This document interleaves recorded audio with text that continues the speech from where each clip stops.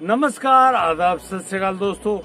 स्वागत है आपका हमारे YouTube चैनल किस्से क्राइम कर। दोस्तों, उम्मीद करता हूँ आप लोग बहुत बढ़िया होंगे, बेहतरीन होंगे और अपने परिवार का बखूबी ख्याल रख रहे होंगे।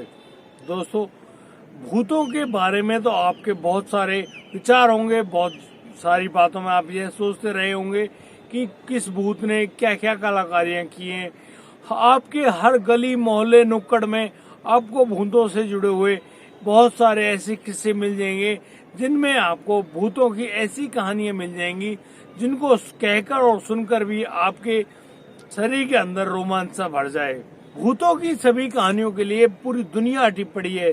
यह भारत में ही नहीं, पूरे विश्व में हर जगह है और मौजूद भी है और भूत अपना वजूद रखते हैं। दोस्तों, आज हम आपके सामने एक ऐसे भूत की कहानी लेकर आ रहे हैं। यह वह भूत होता है जो करीब एक फैक्ट्री में काम करता है और वह काम सिर्फ दिन का नहीं 24 घंटे का काम होता है और उसी काम के तहत उसने फैक्ट्री में इतनी अच्छी मेहनत करके दिखाई कि सभी लोग हैरान रह गए कि आखिर यह आदमी ऐसा कार्य कैसे कर रहा है, यानी कि दिन रात मेहनत। और दोस्तों, जब उस आदमी की तनख्वाह तैयार होती है तो वह आदमी लापता हो जाता है। वह पता नहीं किस जगह चला गया, उसके बारे में किसी को भी जानकारी नहीं है। लेकिन सबसे बड़ी हैरानी तो तब पता चलती है जब लोगों को यह पता चलता है वह कोई आदमी नहीं, वह तो एक भूत है। दोस्तों, सभी के होश उड़ जाते हैं यह खबर जानकर। आइए दोस्तों, जानते हैं पूरी घटना में क्या क्या हुआ है। दोस्तों, आज का जो किस्सा है वह भरतपुर से जुड़ा हुआ है और इस किस्से का समय होता है सन 2020। जी हाँ, वही कोरोना काल।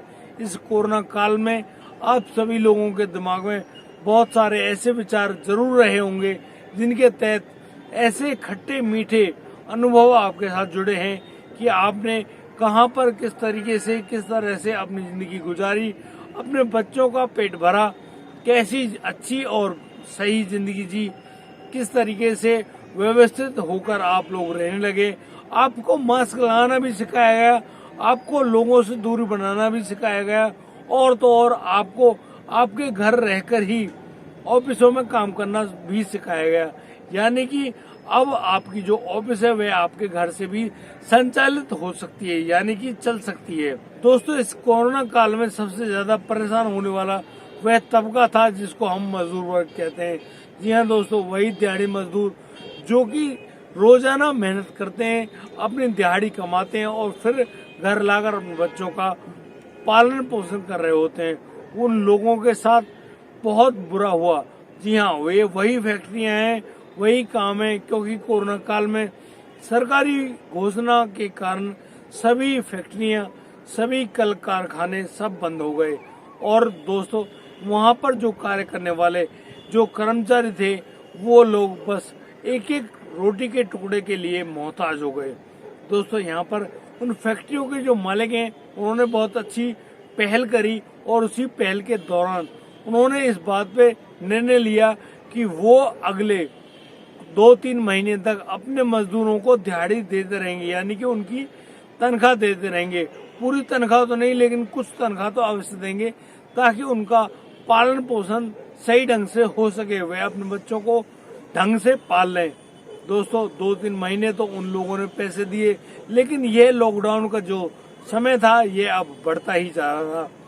दोस्तों, अब उन मालिकों की भी हालत खराब होने लगी कि वे अपने मजदूरों को कैसे पैसा दे पाएं। आज का जो किस्सा है वह भरतपुर का है और भरतपुर के अंदर एक चल रहा कारखाना होता है। उसी कारखाने में बहुत सारे ऐसे मजदूर होते हैं जो कि रोजाना कार्य किया करते थे। उनका जो मालिक होता है उसके बारे में अक्सर कहा जाता है कि उनकी जो कल कारखाने का जो मालिक है वह बहुत ही नेक दिल आदमी है। वह सभी लोगों की ठीक ढंग से ख्याल रखता है, उनके बारे में पूछता रहता है कि उनके परिवार के सभी लोग सही हैं और ठीक ढंग से जिंदगी जी रहे हैं या नहीं जी पा रहे हैं। यदि किसी को कोई दिक्कत है तो वो उनसे अपनी हालत शेयर कर सकता है। दोस्तों, इसी कारखाने में एक विनोद नाम का शख्स होता है। वह विनोद नाम का जो शख्स है वह इतना हंसमुख दिलदार वह लड़का है जिसके बारे में कंपनी में कार्य करने वाला हर कर्मचारी सिर्फ यही कहता है कि भाई लड़का हो तो इसके जैसा।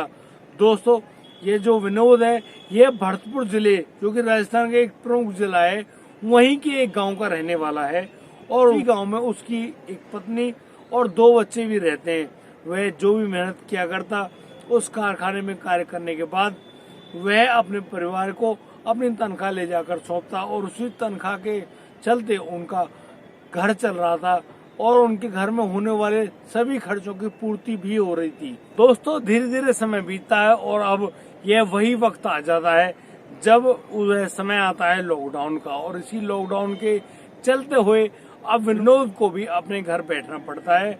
अब विनोद अपने घर में रहकर अपने बच्चों के लालन पालन के लिए जो भी उसने जमा पूंजी इकट्ठी करी थी, उसी में से सिर्फ अपने खर्चे चला रहे थे। दोस्तों, आपको पता है कि उस लॉकडाउन के दौरान बैंकों की भी हालत क्या रही है। वहां पर इतनी ज्यादा भीड़ें रही हैं कि लोग परेशान हो गए हैं कि वो लोग कहाँ जाएं, किसके पास जाएं और कहाँ पर अपनी खाना पूर्ति कर सकें।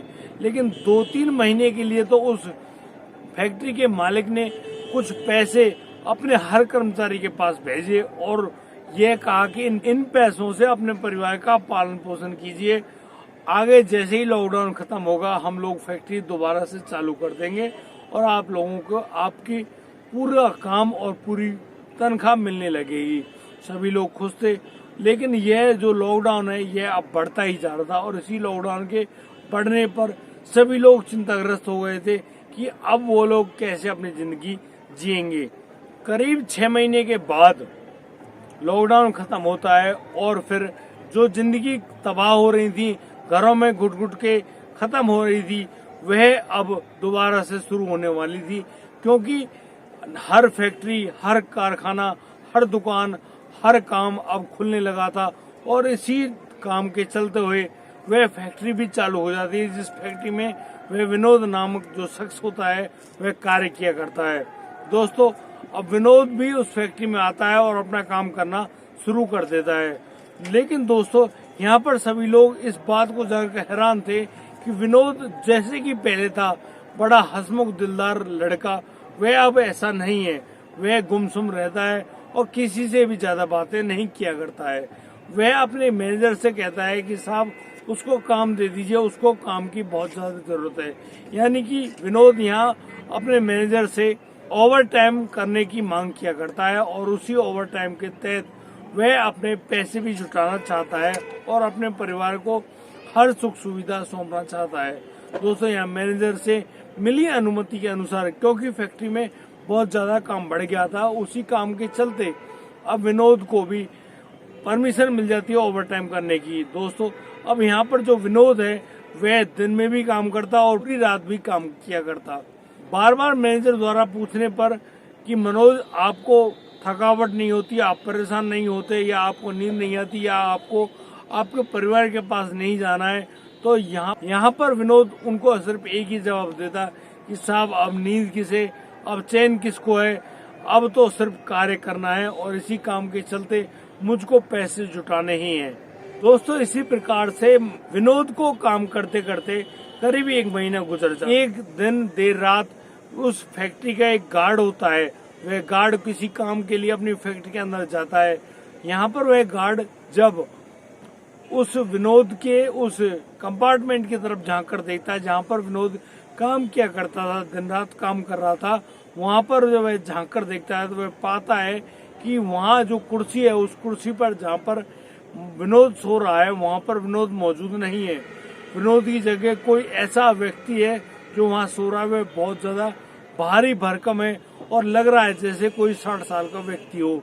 उसे देखकर उस गार्ड की चीख निकल जाती है। वह चीखता हुआ, घबराता हुआ फैक्ट्री से भाग खड़ा होता है और वह अपने मैनेजर को भी फोन पर यह सूचना देता है कि साहब जो विनोद है वह अपने कमरे में नहीं था, उसकी जगह कोई और व्यक्ति है जो कि ओवर टाइम किया करता है। दोस्तों, यहाँ पर जब मैनेजर इस सूचना को पा लेते हैं तो वो विनोद से पूछ रहे होते हैं कि विनोद, आखिर बात क्या है भाई, तुम्हारी जगह कोई और आदमी है जो कार्य किया करता है? तो यहाँ पर विनोद कहता है कि नहीं साहब, यह कार्य करने वाला सिर्फ मैं ही हूँ और आप जब मर्जी हो चेक कर सकते हो, पता कर सकते हो कि मेरे अलावा कोई और भी आदमी आता है नहीं आता है। दोस्तों, ओवर टाइम करने वालों में कुछ लोग ही होते हैं जो फैक्ट्री में देर रात तक कार्य किया करते हैं, बाकी और सब लोग तो थकावट होने के कारण अपने अपने घर लौट जाते हैं। दोस्तों, अब ये दिन जो होता है वह हर महीने की 7 तारीख का दिन सुनिश्चित किया गया है कि हर मजदूर कार्य करने वाले कर्मचारी को तनख्वाह मिलेगी। और दोस्तों, यहाँ पर जब वह तनख्वाह और उसका ओवर टाइम जोड़ा जाता है तो बहुत सारी रकम इकट्ठा हो जाती है विनोद की। अब दोस्तों, जैसे ही वे 7 तारीख आती है और 7 तारीख को विनोद उस फैक्ट्री में कार्य करने के लिए नहीं आता है।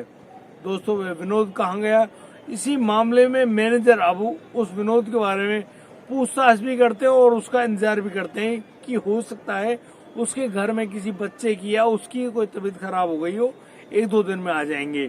दोस्तों, ऐसा करते करते करीब मैनेजर को 10 दिन बीत जाते हैं, लेकिन विनोद काम पर नहीं लौटता है। इसी मामले में अब उस विनोद के मैनेजर इस बात को लेकर भी परेशान है कि विनोद अपनी तनख्वाह को नहीं लेके गया है, आखिर विनोद कहाँ गया है।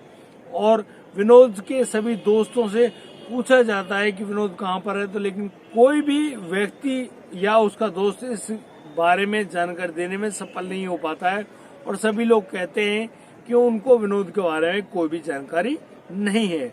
उस फैक्ट्री के जो मालिक हैं वह अपने मैनेजर से पूछते हैं कि आप लोग इतने परेशान क्यों हो, तो यहाँ पर मैनेजर उस फैक्ट्री के मालिक को बताता है कि उनकी फैक्ट्री में एक विनोद नाम का जो शख्स है वह काम किया करता है, वह बहुत अच्छा इंजीनियर है और उसके ठीक ढंग से काम करने में उसकी कंपनी का काम इस प्रकार से हो रहा है कि वह अकेला विनोद 10 आदमियों को बराबर काम किया करता है।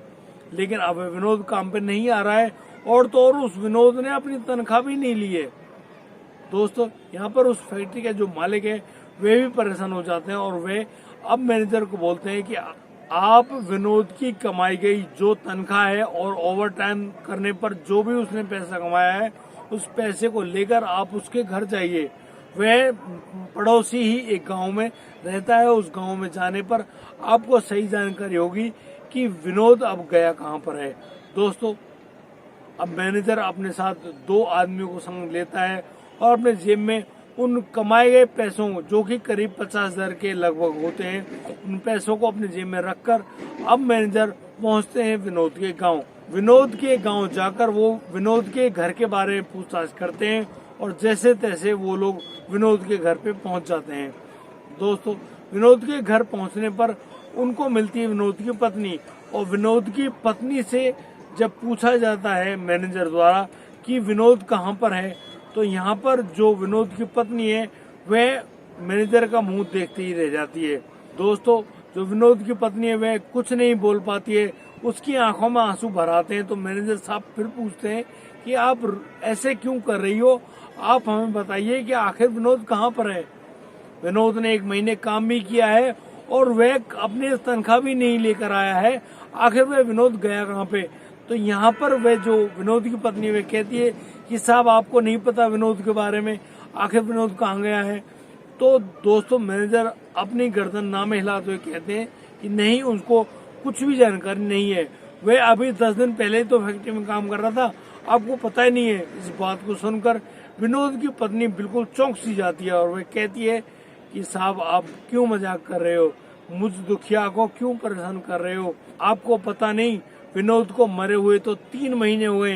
जैसे ही फैक्ट्री से काम बंद हुआ विनोद को कोरोना हो गया था और कोरोना की पुष्टि होने पर उसको हॉस्पिटल में भर्ती भी कराया गया, लेकिन उस हॉस्पिटल में जाने के बाद उसका इलाज भी करवाया गया, लेकिन और उसकी मृत्यु हो जाती है।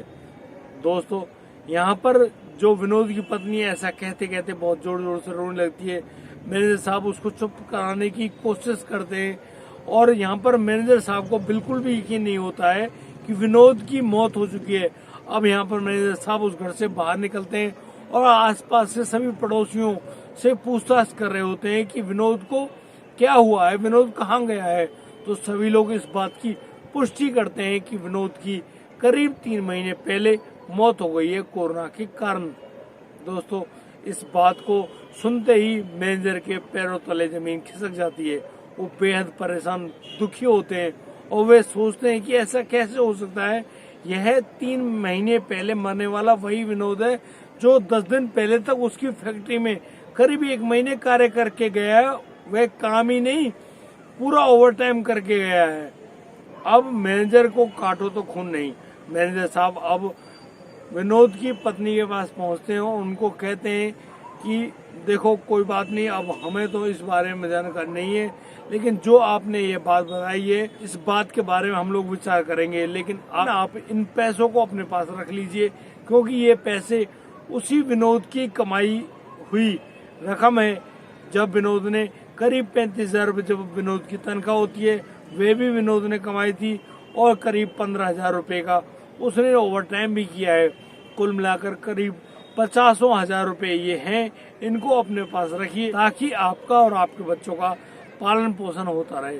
दोस्तों, इस बात को जैसे ही विनोद की पत्नी सुनती है वह फिर दोबारा से बहुत तेजी से रोने लगती है और वह कहने लगती है कि आपने हमारी आत्मा की बात सुन ली। यहाँ पर मैनेजर विनोद की पत्नी के चेहरे की तरफ टकटकी लगाकर देख रहे हैं। विनोद की पत्नी अपने दोनों बच्चों को अपनी गोद में लेते हुए कह रही हैं कि बेटा, हमें उस दिन जब कमरे में रो रही थी तो मैं मनी एक बात कह रही थी कि हमारे पास यदि 40-50,000 रुपये होते तो मैं उन पैसों से अपने घर के आगे छोटी सी दुकान खोल लेती और उसी दुकान से जो कुछ भी हम लोग कमाते उसी से हमारा और तुम्हारा पालन पोषण हो रहा होता। शायद विनोद की आत्मा ने यह बात सुन ली और फिर देखो किस प्रकार से तुम्हारे पिता ने हमारी मदद करी है, यानी कि 1 महीने तक एक फैक्ट्री में काम करते रहे और फिर ओवर टाइम भी किया और करीब 85,000 रुपये कमाकर हम लोगों के पास भी भिजवा दिए। देखिए तुम्हारा पिता कितना नेक है। वह अब इस पूरी घटना को जाकर अपने फैक्ट्री के मालिक को सुना रहे होते हैं, बता रहे होते हैं कि देखिए साहब, जिस आदमी को हम लोग मरा हुआ समझ रहे थे वह सच में मर चुका है 3 महीने पहले ही, लेकिन उसकी आत्मा किस प्रकार से कार्य कर रही है इस बारे में यह जानकर हम लोग हक्के बक्के रह गए। दोस्तों, जैसे ही मैनेजर द्वारा सुनाई गई इस घटना को कोई भी व्यक्ति सुन रहा है जो उस फैक्ट्री में काम किया करता है, वह यह बात मानने के लिए ही राजी नहीं है कि वह जो व्यक्ति है जो कार्य किया करता था यह वही व्यक्ति है जिसका नाम विनोद है। किसी को भी इस बात पे यकीन नहीं होता है कि विनोद की 3 महीने पहले मौत हो चुकी है, लेकिन यहाँ पर जो मैनेजर है वह काफी ज्यादा चिंताग्रस्त हो जाते हैं और वो अपने फैक्ट्री में लगे सीसीटीवी कैमरों से जांच करने का प्रयास कर रहे होते हैं।